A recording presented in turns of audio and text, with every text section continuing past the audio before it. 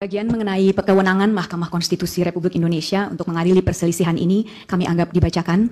Begitu juga penjelasan mengenai kedudukan hukum pemohon.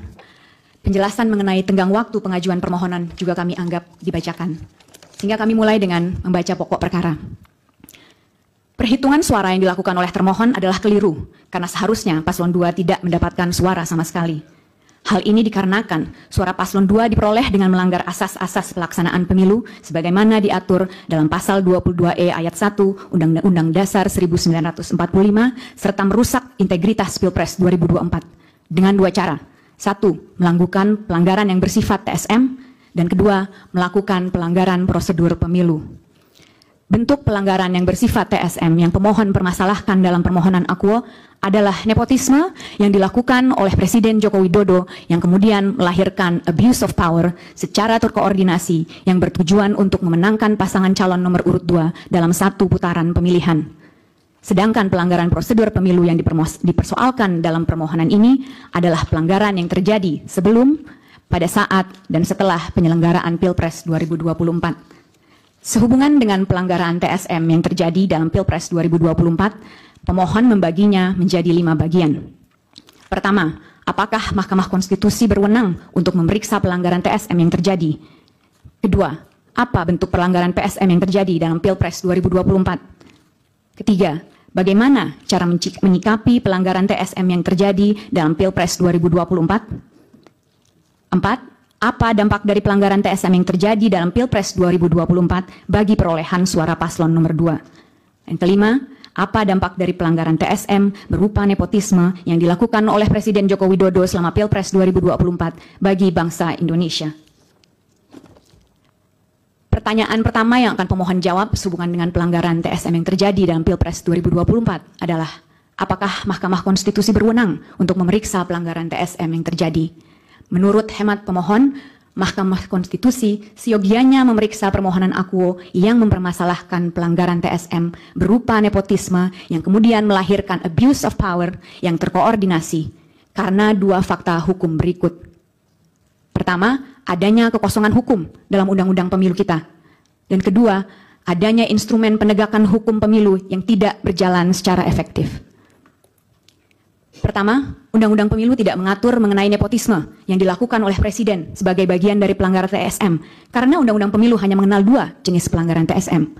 Pertama, perbuatan atau tindakan yang melanggar tata cara, prosedur, atau mekanisme yang berkaitan dengan administrasi pelaksanaan pemilu dalam setiap tahapan penyelenggaraan pemilu, sebagaimana diatur dalam pasal 463 ayat 1, Jungto pasal 460 ayat 1 Undang-Undang Pemilu.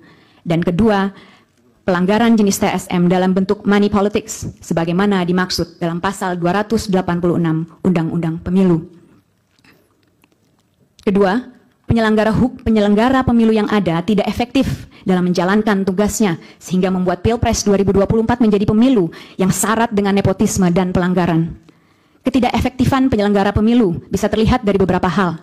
Pertama, tidak independennya termohon, sebagaimana terbukti dari upaya termohon untuk memastikan diterimanya Gibran Rakabuming Raka sebagai kontestan dalam Pilpres 2024, mulai dari langsung menerapkan putusan Mahkamah Konstitusi nomor 90 tahun 2023 yang merupakan plurality decision, dan karenanya seyogianya dibaca menggunakan Marx Rule yang kali pertama dipertimbangkan dalam kasus Marx versus United States. Saya izin mengutip sedikit, Yang Mulia. When a fragmented court decides a case and no single rationale explaining the result enjoys the assent of 5 justices, the holding of the court may be viewed as that position taken by those members who concurred in the judgments on the narrowest grounds. Sedikit terjemahannya sebagai berikut. Manakala pengadilan yang terbelah memutuskan perkara dan tidak ada rasio tunggal yang menerangkan hasil dan mendapatkan persetujuan dari Hakim Agung, pendirian pengadilan dapat dilihat sebagai posisi yang diambil oleh anggota yang setuju terhadap keputusan atas dasar yang paling sempit. Kemudian, dalam menerima pendaftaran Gibran Rakabuming Raka, termohon pun jelas melanggar peraturan KPU nomor 19 tahun 2023 yang kemudian belakangan terbukti sebagai bentuk pelanggaran etika. Ketidakefektifan penyelenggara pemilu yang kedua adalah DKPP yang melindungi termohon yang dipimpin oleh Hasyim Asyari yang terbukti dari tidak pernah diberhentikannya Hasyim Asyari dari jabatannya meski sudah 4 kali diputus melakukan pelanggaran etika, yaitu melalui putusan nomor 14 PKE DKPP tahun 2023 tertanggal 30 Maret 2023, putusan nomor 35 dan 39 PKE 2023 tertanggal 3 April 2023, putusan nomor 110 PKE DKPP tertanggal 9 Oktober 2023, dan terakhir di putusan 135, 136, 137, dan 141 PKE tertanggal 5 Februari 2024. Ketidakefektifan ketiga adalah Bawaslu yang tidak efektif dalam menyelesaikan laporan yang disampaikan kepadanya, sebagaimana terbukti dari terlalu formalistiknya Bawaslu dalam menanggapi berbagai pelanggaran yang terjadi di lapangan. Secara teoretis, kewenangan Mahkamah Konstitusi untuk memeriksa pelanggaran TSM yang terjadi dalam Pilpres 2024 lahir dari beberapa argumentasi berikut. Pertama, Mahkamah Konstitusi sebagai bagian dari kekuasaan kehakiman tidak seyogianya menolak perkara dengan alasan adanya kekosongan hukum, sebagaimana digariskan dalam pasal 10 ayat 1 Undang-Undang Kekuasaan Kehakiman. Justru Mahkamah Konstitusi seyogianya melakukan penemuan hukum guna dapat memeriksa permohonan akuo.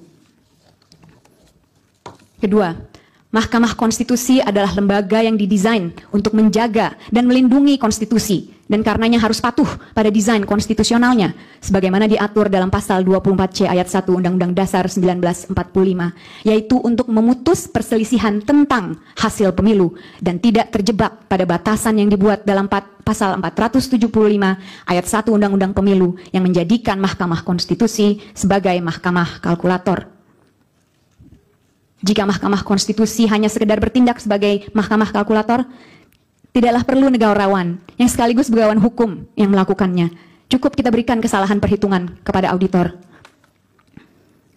Dasar ketiga adalah Mahkamah Konstitusi sebagai cabang dari kekuasaan yudikatif secara institusional berwenang untuk mengawasi jalannya pelaksanaan kewenangan cabang kekuasaan eksekutif, termasuk termohon yang baru bisa terjadi jika Mahkamah Konstitusi kembali kepada marwahnya sebagaimana ditentukan dalam pasal 24C ayat 1 Undang-Undang Dasar 1945.